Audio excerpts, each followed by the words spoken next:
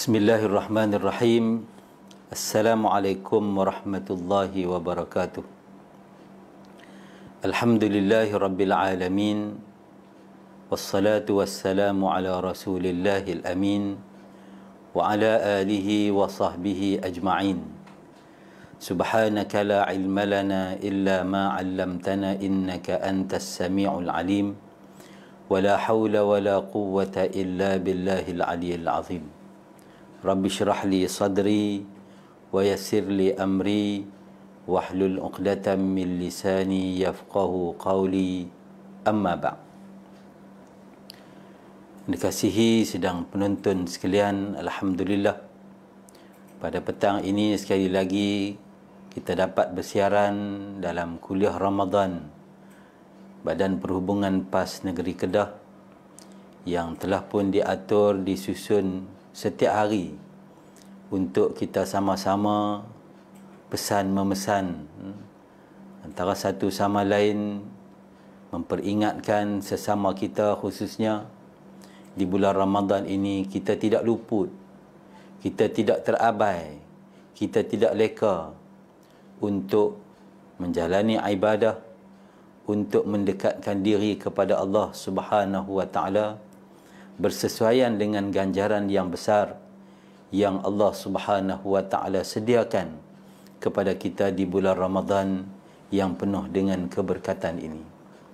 Alhamdulillah, hari ini kita berada di hari yang ke-12 Ramadan. Kita masuk pada suku yang kedua ataupun 1/3 kedua Ramadan, bila hadis Nabi menyebut awwaluhu rahmah wa awsatuhu maghfirah wa akhiruhu itqum minan nar. Ramadan permulaannya, 10 terawalnya rahmat Allah Subhanahu wa taala, 10 yang kedua keampunan daripada Allah Subhanahu wa taala, dan penghujungnya merupakan pelepasan daripada api neraka Allah Subhanahu wa taala.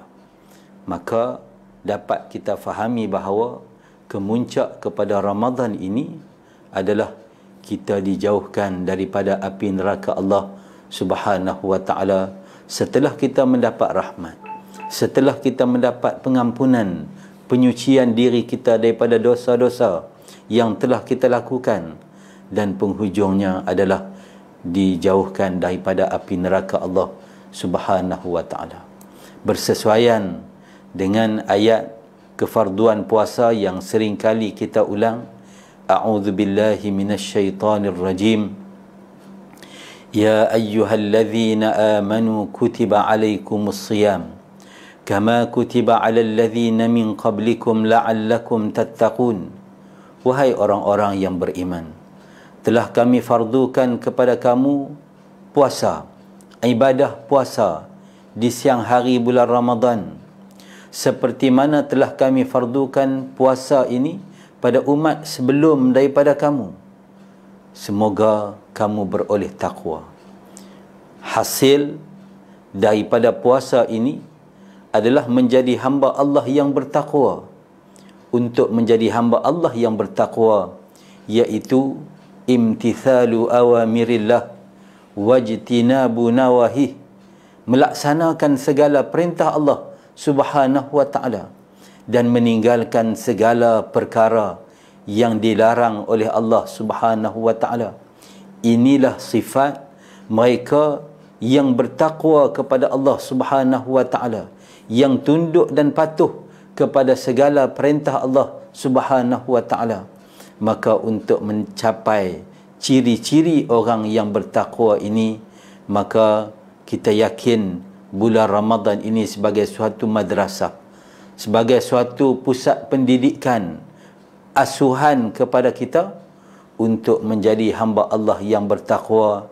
Dan kita telah buktikan sepanjang Ramadan, rata-rata umat Islam di sepanjang Ramadan ini, mai saja Ramadan, tiba sahaja Ramadan, maka dalam pemikiran dia, fokus dia adalah untuk mendekatkan diri kepada Allah Subhanahu wa ta'ala dengan pelbagai amalan, pelbagai amal salih sunatnya, di samping puasa di siang hari, solat duha, bacaan Quran, bersedekah, mengadakan majlis berbuka puasa, sedekah kepada anak yatim, program berbuka dengan anak yatim, program berbuka dengan fakir miskin, menghidupkan malamnya dengan tarawih, qiyamul lailnya, waktu sahur, kita bangun bukan saja untuk bersahur, bahkan melaksanakan semayang, bermunajat, berdoa kepada Allah Subhanahu wa ta'ala. Inilah gambaran awal yang ada dalam pemikiran umat Islam apabila tiba sahaja Ramadan, untuk mengejar janji Allah Subhanahu wa ta'ala menjadi hamba Allah yang bertakwa. Kalau kita dapat laksanakan perkara ini sepanjang kehidupan kita, seolah-olah Ramadan ini sepanjang tahun, maka sudah pasti kita akan mendapat kelebihan ganjaran yang besar yang Allah Subhanahu wa ta'ala janjikan kepada kita, orang-orang yang bertakwa, iaitu dilepaskan daripada azab api neraka Allah dan dimasukkan dalam syurga Allah Subhanahu wa ta'ala.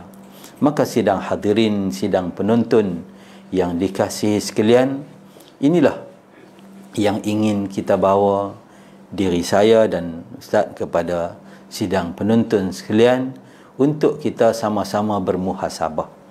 Muhasabah dalam erti kata, adakah hasrat kita untuk masuk bulan Ramadan ini, kita berada di hari yang ke-12 ini, kita telah pun melaksanakan mindset awal yang telah kita tetapkan sebelum masuk Ramadan, ataupun apabila hari pertama Ramadan.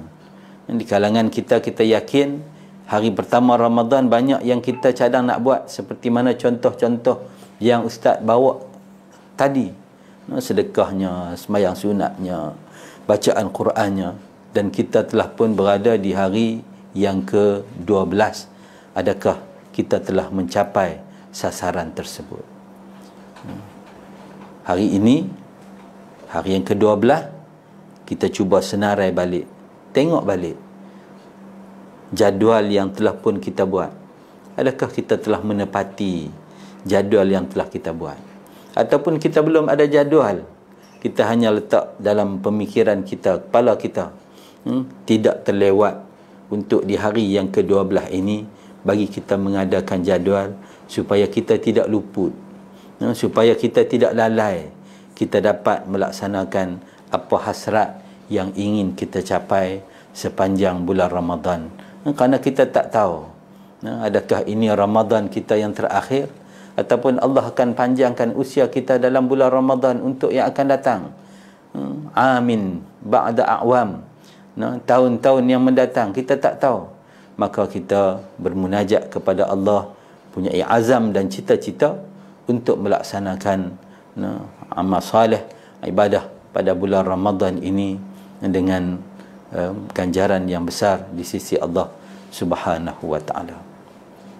Maka muhasabah yang kita buat insya-Allah masih lagi belum terlewat, supaya kita tidak terlepas apa yang Allah Subhanahu wa ta'ala sediakan kepada kita.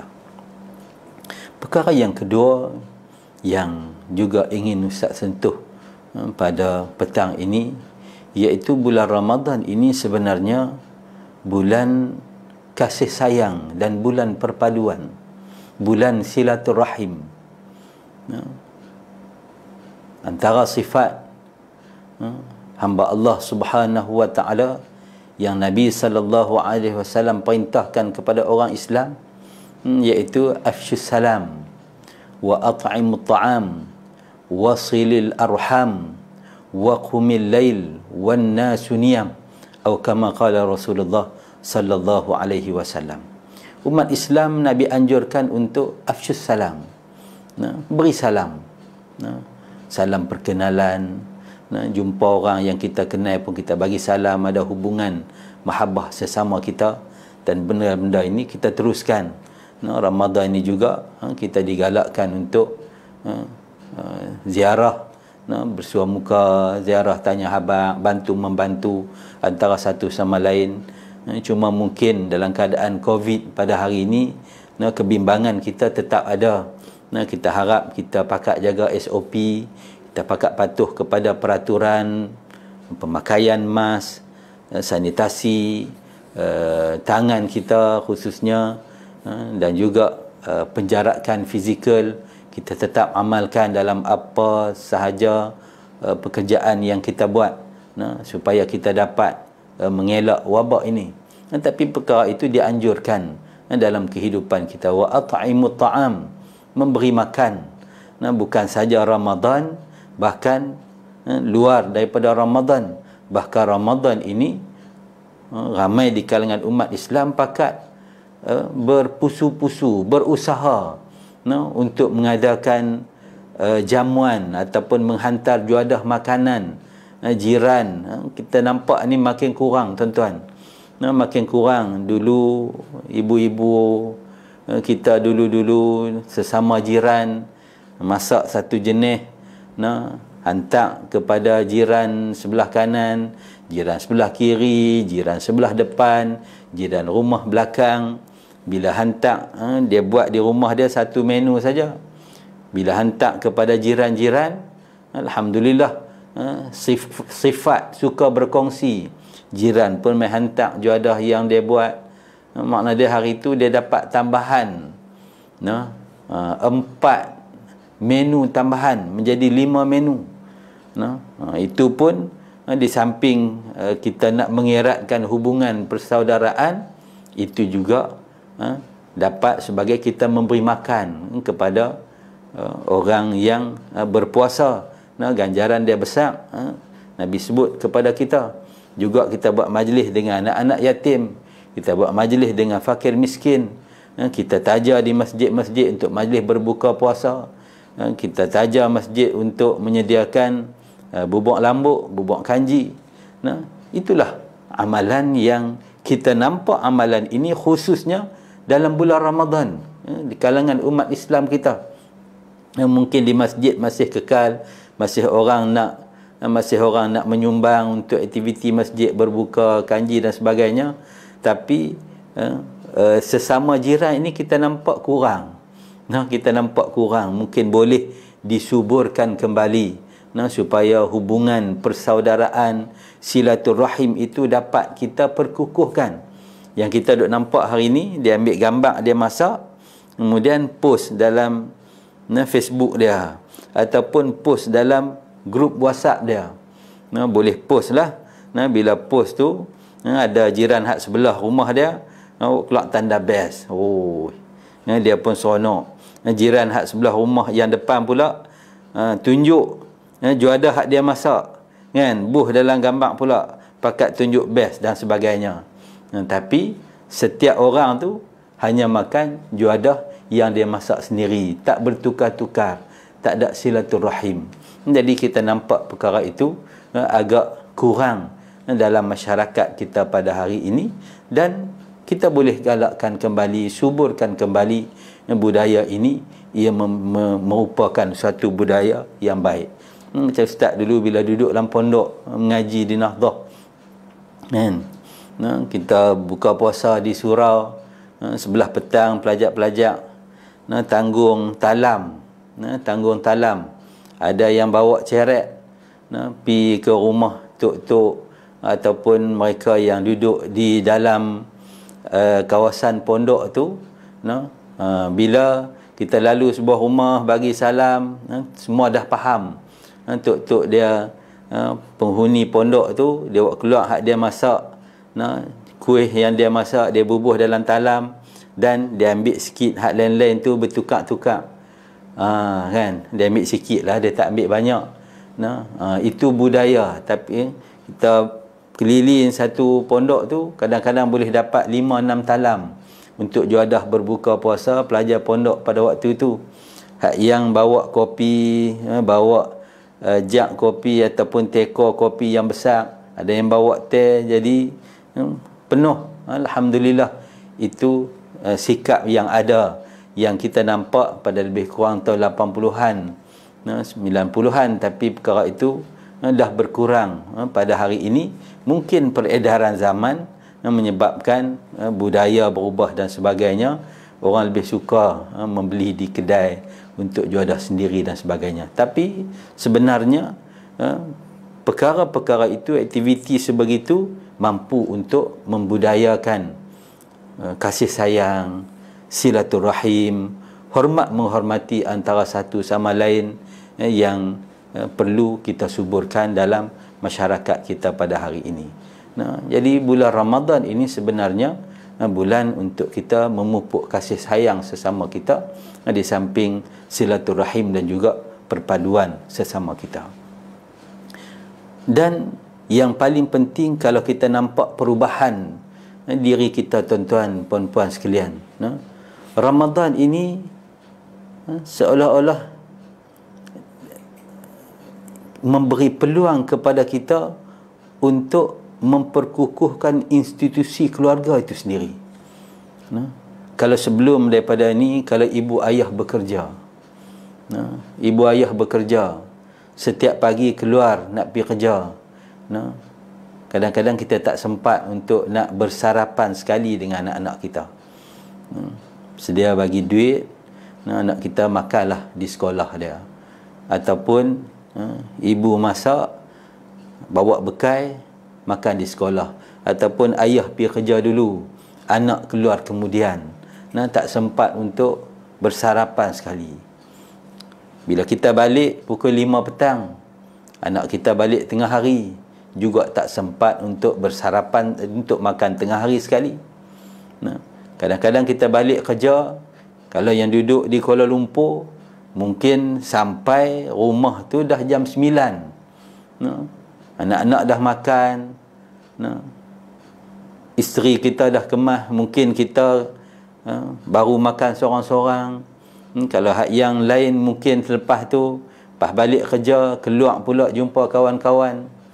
Kadang-kadang sehari, seminggu tu tak sempat untuk makan dengan keluarga, tak sempat untuk makan dengan isteri, tak sempat untuk makan dengan anak-anak.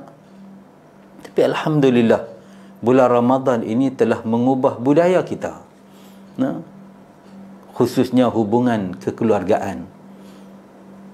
Kita kerja balik awal, kadang-kadang bila kita balik awal, sempat untuk kita beli juadah, ataupun isteri untuk masak di rumah.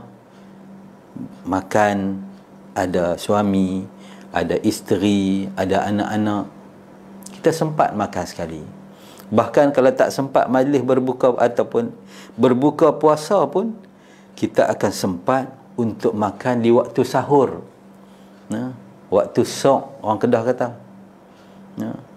Tak ada apa yang menjadi hambatan kepada kita untuk bangun, sahur, makan bersama-sama dengan keluarga kita.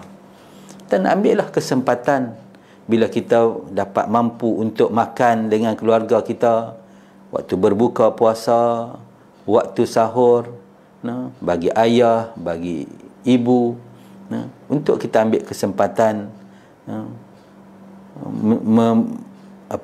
kasih sayang, menunjukkan kasih sayang kepada kita dalam keluarga.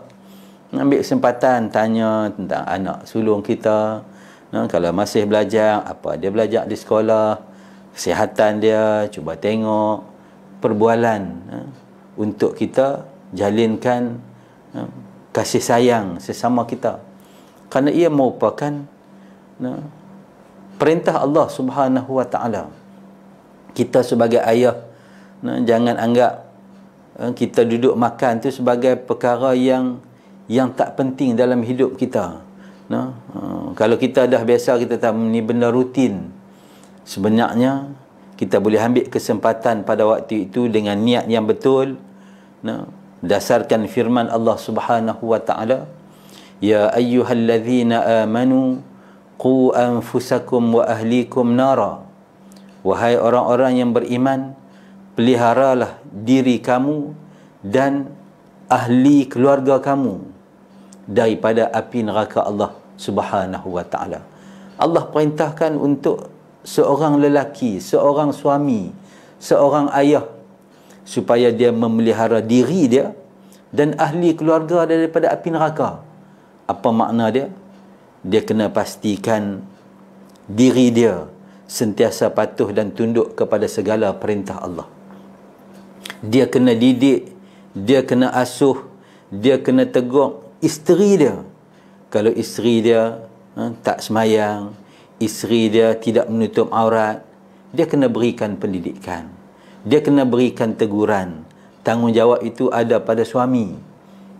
Pelihara, jaga, berikan pendidikan agama untuk menjauhkan diri isteri dan nanti di hari akhirat daripada api neraka. Begitu juga anak-anak, kena asuh, kena didik, kena tegur anak-anak, berikan pendidikan yang baik, teguran yang baik, kasih sayang, supaya mereka dapat menjadi anak-anak yang baik, dapat menjadi Muslim yang baik, akan menjauhkan mereka daripada api neraka Allah Subhanahu wa ta'ala. Ini merupakan perintah Allah. Kalau kita dapat ambil kesempatan di waktu yang jarang kita dapat dalam bulan-bulan yang lain, bulan Ramadan, kita dapat berhimpun beramai-ramai, kita dapat bertanya khabar, kita dapat tanya apa dia ni, perkara seharian anak-anak kita, dapat menimbulkan kasih sayang sesama kita, dapat memberikan panduan kepada mereka adab yang boleh kita bentuk.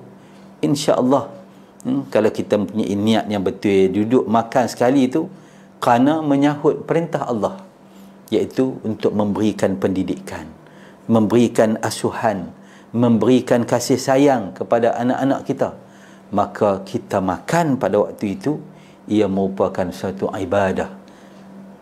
Melaksanakan perintah Allah, ia merupakan ibadah di sisi Allah Subhanahu wa ta'ala.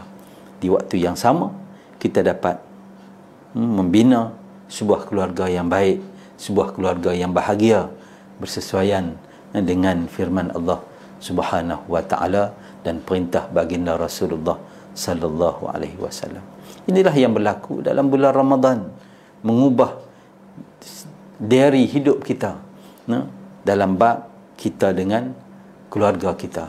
Begitu juga kita dengan masyarakat, kita dengan jiran. Kalau kita sebut tadi, juadah, bertukar-tukar juadah, ada jalinan kemesraan sesama kita. Ada juga dalam komuniti taman yang buat majlis berbuka puasa. Taman Ustaz, Alhamdulillah, di Gua Cempedak, setiap hari Khamis, setiap hari Khamis buat majlis berbuka puasa di surau. Komuniti yang ada mungkin tak dapat nak ikuti semuanya, tapi cuba cari ruang. Kita dengan masyarakat kita, kita dengan orang kampung kita, inilah yang berjaya dibentuk, khususnya apabila tiba Ramadan. Untuk Ramadan ini bulan kasih sayang, bulan kemesraan, bulan perdamaian, bulan perpaduan umat Islam seluruh dunia. Dan kita melihat di samping itu solat tarawih yang diadakan di masjid-masjid, di surau-surau, Alhamdulillah. Kadang-kadang ada setengah orang dia tunggu Ramadan baru dia nak mai. Walaupun dia merupakan sikap, sifat yang tak baik, tetapi kita mengharapkan dengan Ramadan bila dia rajin mai, selepas daripada Ramadan kita dapat mengekali amalan-amalan yang kita lakukan pada bulan Ramadan. Dan tuan-tuan muslimin muslimat yang dirahmati Allah sekalian, bila kita sebut Ramadan bulan kasih sayang, inilah yang ditonjolkan oleh Islam. Kalau kita lihat sejarah Islam, ini hari ke-12, hari yang ke-10, hari yang ke-10 Ramadan. Sejarah yang kita ingati, sejarah Fathu Mekah. Sejarah Fathu Mekah, di mana sejarah Fathu Mekah ini berlaku pembukaan kota Mekah itu tanpa pertumpahan darah. Walaupun pada waktu itu Islam ada kekuatan, umat Islam bertambah selepas daripada perjanjian Hudaibiyah. Bila berlaku perjanjian Hudaibiyah, tahun yang ke-6 Hijrah, di mana tidak ada peperangan, maka dalam keadaan damai, keadaan aman, Madinah menjadi contoh hidup aman damai. Walaupun dalam masyarakat majmuk, kita perlu tahu bahawa di Madinah ketika mana baginda Rasulullah sallallahu alaihi wasallam tiba di bumi Madinah, bukan semua bangsa Arab, bahkan Bani Aus dan Khazraj pada waktu itu dua kabilah utama yang memeluk Islam, tapi ada lagi kabilah-kabilah lain sekitar Madinah yang belum memeluk Islam. Islam dapat ditegakkan di Madinah dalam keadaan disokong oleh Al-Ansar di kalangan Aus dan Khazraj, dan juga Al-Muhajirin, sahabat-sahabat Nabi dan sahabat-sahabat yang datang umat Islam daripada Mekah berkumpul di Madinatul Munawwarah. Mereka Islam, tapi ada lagi kabilah-kabilah Arab sekeliling Madinah yang bukan Islam. Juga ada orang-orang Yahudi, Bani Nadir, Bani Qainuqa, yang tak Islam. Ada bangsa-bangsa lain. Maka kita melihat bagaimana Islam dapat terbina kukuh dalam keadaan masyarakatnya yang majmuk di bumi Madinatul Munawwarah pada waktu itu, dan dia telah menjadi contoh. Apabila dalam keadaan aman, orang melihat keamanan yang berjaya diwujudkan di bumi Madinatul Munawwarah, maka ramailah orang masuk Islam. Dan apabila jahiliyah Arab Mekah pada waktu itu telah melanggar perjanjian Hudaybiyah dengan mereka menyokong suatu kabilah berperang dengan suatu kabilah yang ada perjanjian damai dengan kerajaan Islam Madinah, Bani Bakar, yang disokong oleh Mekah menyerang Bani Khuza'ah yang ada perjanjian dengan kerajaan Islam Madinatul Munawwarah. Maka mereka telah melanggar perjanjian itu, menyebabkan baginda Rasulullah sallallahu alaihi wasallam selepas itu menghantar bala tentera untuk menawan kota Mekah kerana mereka telah pun melanggar perjanjian.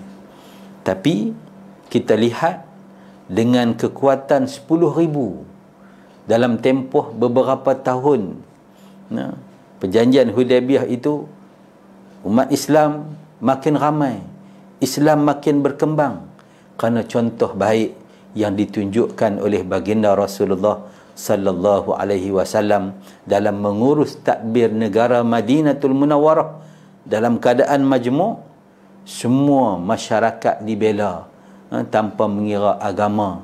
Orang bukan Islam pun dapat hidup aman damai. Mereka juga dapat berniaga, mereka juga dapat berurusan, mereka juga dapat melaksanakan agama mereka tanpa diganggu.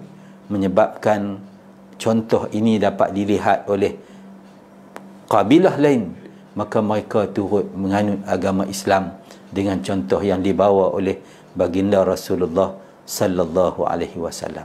Inilah Islam yang kita bawa, dan alhamdulillah kita melihat dalam Fathu Mekah, walaupun Islam mai dengan jumlah yang ramai, menawan, kita kata menawan kota Mekah, menyebabkan penduduk Mekah pada waktu itu berasa takut. Berasa takut, bimbang. Mereka akan dibunuh oleh tentera-tentera Islam. Kerana seperti mana sangkaan kita, tuan-tuan sekalian, inilah sangkaan yang ada pada pemikiran kita.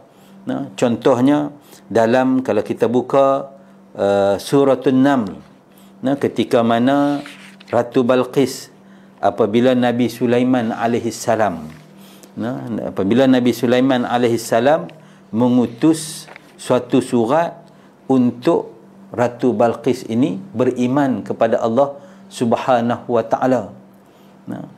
Beriman kepada Allah Subhanahu wa taala. Maka Ratu Balqis panggil pembesar-pembesar dia berbincang.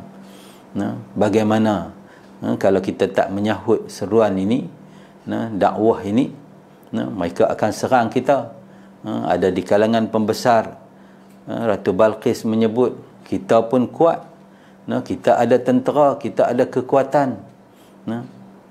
Maka dalam kepala Ratu Balqis, ayat yang Allah Subhanahu wa taala nukilkan dalam Al-Quran, dan inilah yang kebiasaannya ada pada pemikiran manusia apabila bermusuh antara satu sama lain. Allah Subhanahu wa taala nukilkan, qalat innal muluka idza dakhalu qaryatan afsaduha wa ja'alu a'izzata ahliha adhillah wa kadzalika yaf'alun. Dia Balqis berkata, sesungguhnya raja-raja apabila menakluki sesuatu negeri, mereka tentu membinasakannya, memusnahkan negeri tersebut, membunuh penduduk-penduduknya. Itulah maksud membinasakannya, dan menjadikan penduduk-penduduknya yang mulia bertukar hina, dan demikian yang akan mereka perbuat. Inilah gambaran yang ada kepada manusia yang tidak mempunyai panduan ataupun tidak ada pedoman, tetapi berbeza dengan Islam, agama, cara hidup, panduan daripada Allah Subhanahu wa taala. Walaupun ini berlaku di zaman Nabi Sulaiman alaihissalam, tapi nabi-nabi ini menerima wahyu daripada Allah, membawa ajaran yang sama. Tidak boleh menzalimi, tak boleh melakukan secara kekerasan dan sebagainya. Nabi Sulaiman alaihissalam membawa mesej keamanan, mengajak tunduk kepada Islam. Tapi Ratu Balqis menggambarkan, kalau sesuatu bala tentera masuk dalam sesuatu kampung ataupun sesuatu negeri, mereka pasti akan memusnahkan negeri tersebut. Mereka akan membunuh orang-orang yang penduduk-penduduknya tanpa mengira laki, perempuan, tua, muda, dan mereka akan menjadikan penduduk itu sebagai tawanan, akan menghina mereka. Inilah gambaran yang ada, dan mungkin itulah gambaran yang ada pada penduduk Mekah pada waktu itu apabila Nabi SAW mengepung kota Makkahul Mukarramah dengan 10,000 bala tentera yang ramai, kekuatan yang besar. Tapi apabila Islam menawan kota Mekah, Nabi SAW menyeru kepada penduduk Mekah pada waktu itu, siapa yang berada di Kaabah, dia aman. Siapa yang berada di rumah masing-masing, dia aman.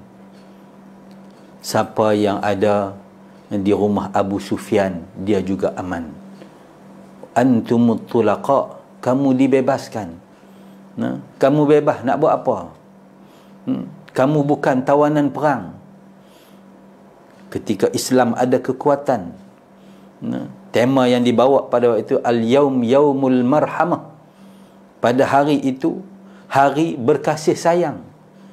Walaupun sebelum itu ada yang dizalimi, berapa ramai di kalangan muhajirin yang terpaksa keluar daripada tanah air mereka, keluar daripada Makkahul Mukarramah, peristiwa hijrah, harta mereka dirampas.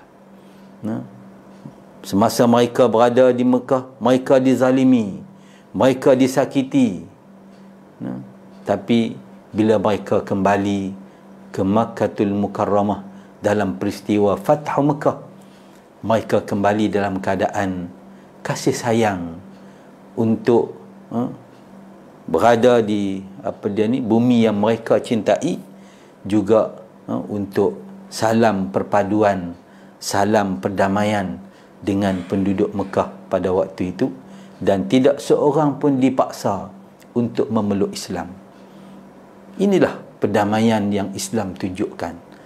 Bahkan bukan sahaja dalam peristiwa Fathu Mekah, bahkan dalam banyak peperangan, dalam banyak futuhat, pembukaan kota-kota, jika tidak berlaku pertembungan, maka tidak ada di kalangan rakyat negara tersebut, negeri tersebut, yang dihukum, yang dibunuh, yang diperangi kalau Islam datang dan dilayan secara aman.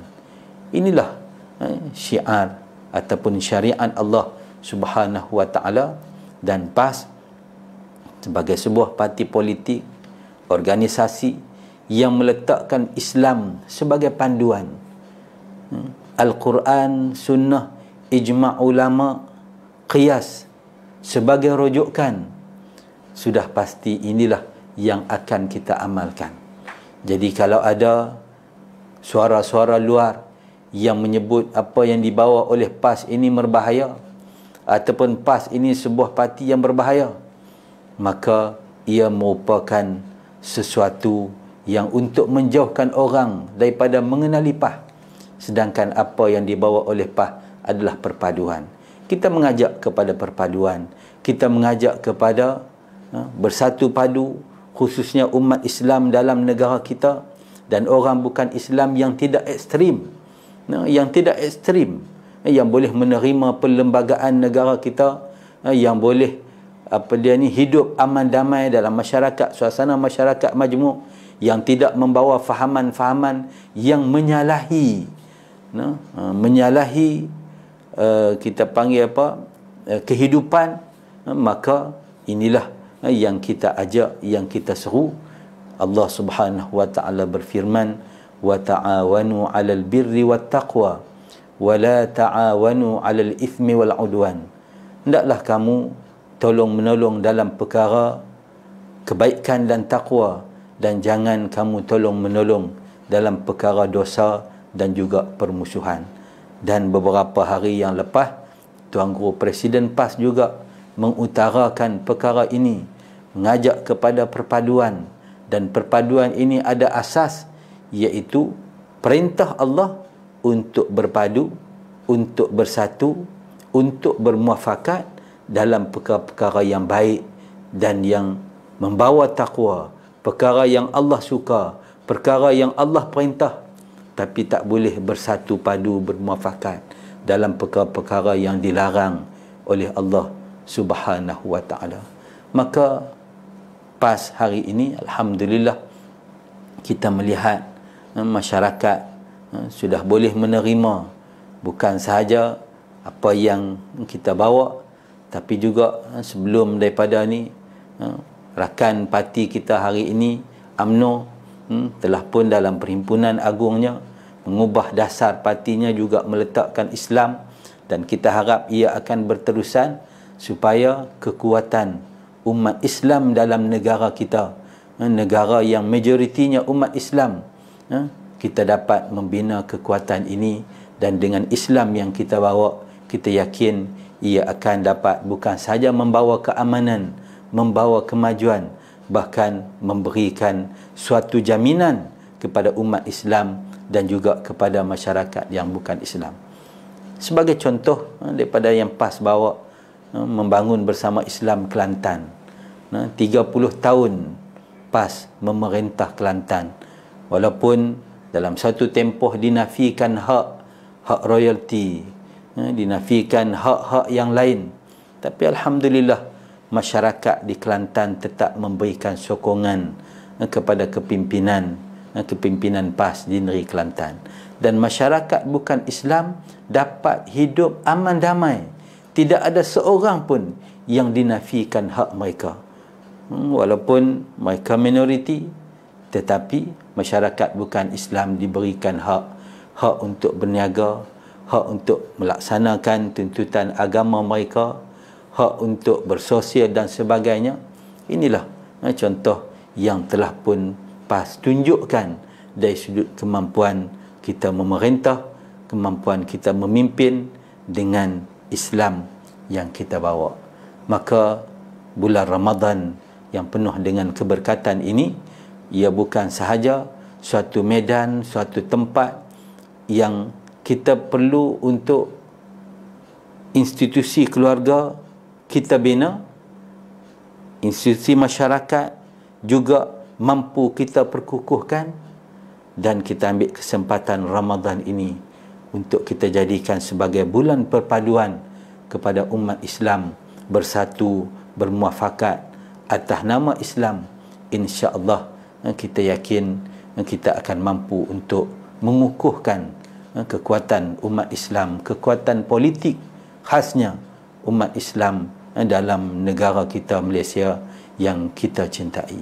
Sidang hadirin penonton yang dikasihi sekalian, di penghujung kuliah ini juga Ustaz ingin mengambil kesempatan kepada kita semua supaya di samping kita melaksanakan tugas harian, apa yang kita buat dalam keadaan puasa ni, kita masih lagi tetap bekerja.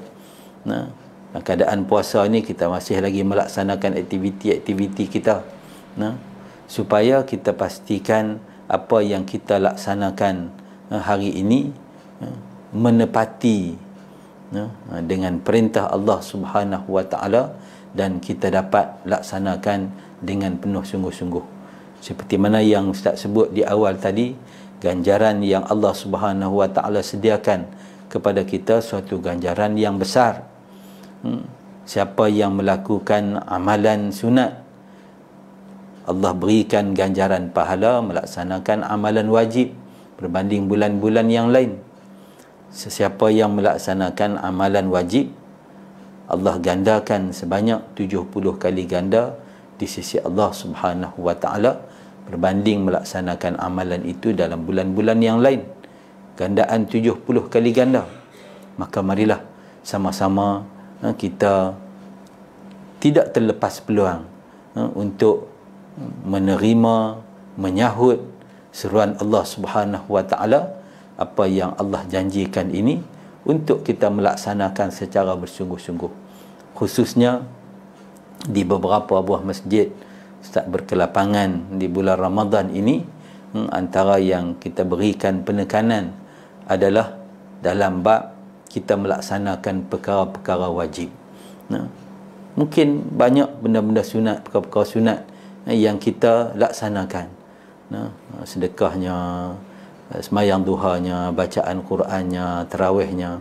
Tapi ada perkara-perkara wajib yang kadang-kadang kita tak menganggap ia sebagai benda wajib, sebab kita lakukan benda itu seharian. Sebagai contoh, semayang 5 waktu, saya tak yakin semua kita anggap ia merupakan perkara wajib. Semayang 5 waktu, semua kita yakin ia sebagai perkara kewajipan kita. Kita perelokkan dari sudut mana? Pertamanya, sedaya mungkin kita cuba laksanakan secara berjamaah. Bulan Ramadan ini kita ambil peluang salat 5 waktu kita jayakan secara berjemaah. Mungkin di masjid, di surau, kalau tak sempat di rumah bersama-sama dengan isteri dan anak-anak, kita jayakan secara berjemaah salat 5 waktu. Kita buat waktu yang baik di awal waktu. Itulah antara kita perbaiki amalan-amalan wajib kita. Yang kedua, juga merupakan amalan wajib, talabul ilmi, menuntut ilmu. Ambillah kesempatan untuk kita menambah ilmu pengetahuan kita, sama ada melalui pembacaan, melalui dengar kuliah-kuliah, hadir ke masjid untuk mendengar kuliah, ataupun pelajar-pelajar kita, anak-anak kita, pelajar-pelajar mahasiswa kita yang berada di universiti, secara online ke, secara hadir bersemuka ke,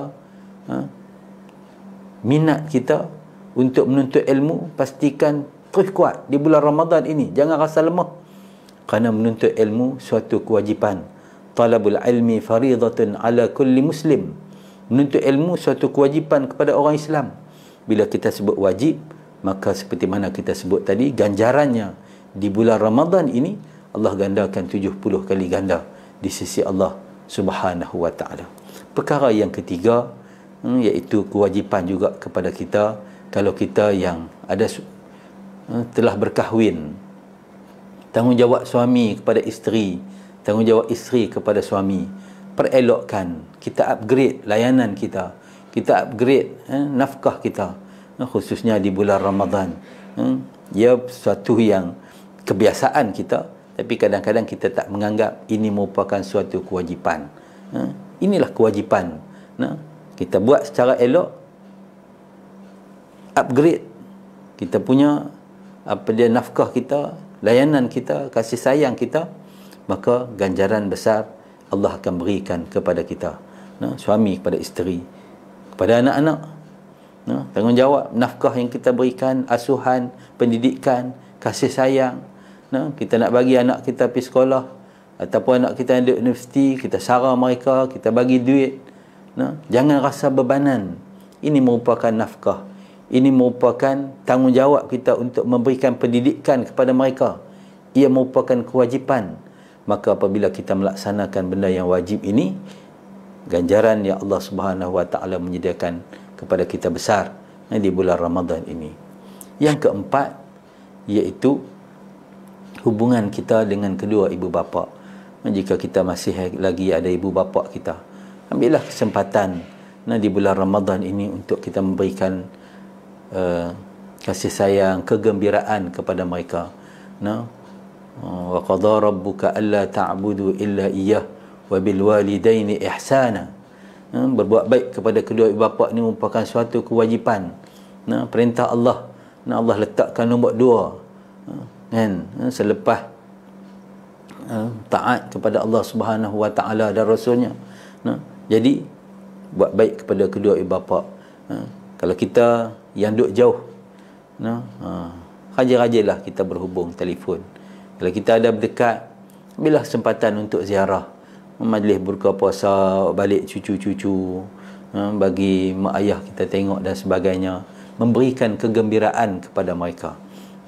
Kalau yang dia hanya nak balik pada malam raya, balik pada malam raya telah peluput Ramadan, dia tak dapat 70 kali ganda. Kalau kita mampu ikhtiarkan usaha, bagi yang duduk dalam negeri lah, nak merentah negeri mungkin payah dan sebagainya, mungkin telefon dalam keadaan hari ini, kita telefon berikan kegembiraan kepada kedua ibu bapa kita. Itu kewajipan anak kepada ibu dan ayah. Kalau ibu ayah kita telah pun tiada, kirimkan doa, bersedekah atas nama mereka, moga-moga pahala sampai kepada mereka. Wa waladun salihun yad'ulah.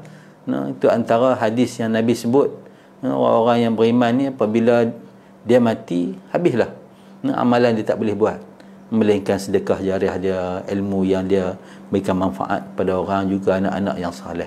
Kita doa kepada kedua bapa kita, ataupun salah seorang apabila mereka telah pun meninggal dunia. Dan yang terakhir, ada banyak lagi lah kewajipan-kewajipan yang lain. Dan yang terakhir yang ingin Ustaz berikan contoh pada petang ini, iaitu pekerjaan kita, kerja harian kita. Perelokkan pekerjaan kita. Jangan hanya anggap puasa itu sahaja ibadah. Sebenarnya pekerjaan kita juga merupakan ibadah. Perintah Allah. Kita kerja cari makan. Kalau setakat cari makan, maka dia tidak mengira halal dan haram. Tetapi Allah perintah dalam Al-Quran untuk orang yang beriman, kasbul halal, mencari rezeki yang halal. Itu perintah Allah. Maka kita melakukan apa saja pekerjaan kita, sebagai untuk kita dapat income, dia dapat pendapatan untuk kita beri makan kepada anak, kepada isteri. Pastikan ia halal, maka ia dikira ibadah di sisi Allah Subhanahu wa ta'ala. Dan insya-Allah Allah Subhanahu wa ta'ala akan memberikan kurniaan yang besar kepada kita. Di samping contoh-contoh lain yang boleh kita cari, kita senaraikan. Moga-moga kita mampu untuk melakukan amalan-amalan wajib sepanjang Ramadan ini, kerana Allah memberikan ganjaran yang besar di sisi Allah Subhanahu wa ta'ala. Jadi sekian sahajalah perkongsian untuk petang ini. Moga-moga memberi manfaat kepada diri Ustaz sendiri. Walaupun apa yang Ustaz sebut Ustaz pun masih lagi berusaha untuk kita panggil apa, memenuhkan jadual-jadual supaya kita mampu melaksanakan sepenuhnya, kita tidak luput, kita tidak lalai daripada mengambil manfaat yang Allah sediakan kepada kita. Sama-samalah kita pakat doa tuan-tuan. Ustaz mohon kita doa, tuan-tuan doa untuk Ustaz, kita pakat doa untuk sama-sama kita, Allah mempermudahkan segala urusan kita, dan insya-Allah moga-moga Ramadan ini kita dapat melakukan yang terbaik dan menjadi hamba Allah yang bertakwa apabila kita keluar daripada Ramadan. Terima kasih kepada Jabatan Penangan dan Lajnah Tarbiyah Perhubungan PAS Naik Kedah yang beri ruang untuk petang ini, dan moga-moga apa yang kami sediakan ini memberikan panduan yang baik kepada muslimin muslimat sekalian, yang baik daripada Allah Subhanahu wa taala, yang lemah kelemahan diri Ustaz sendiri. Aqulu qawli hadha wa astaghfirullahal azim li wa lakum. Wassalamualaikum warahmatullahi wabarakatuh.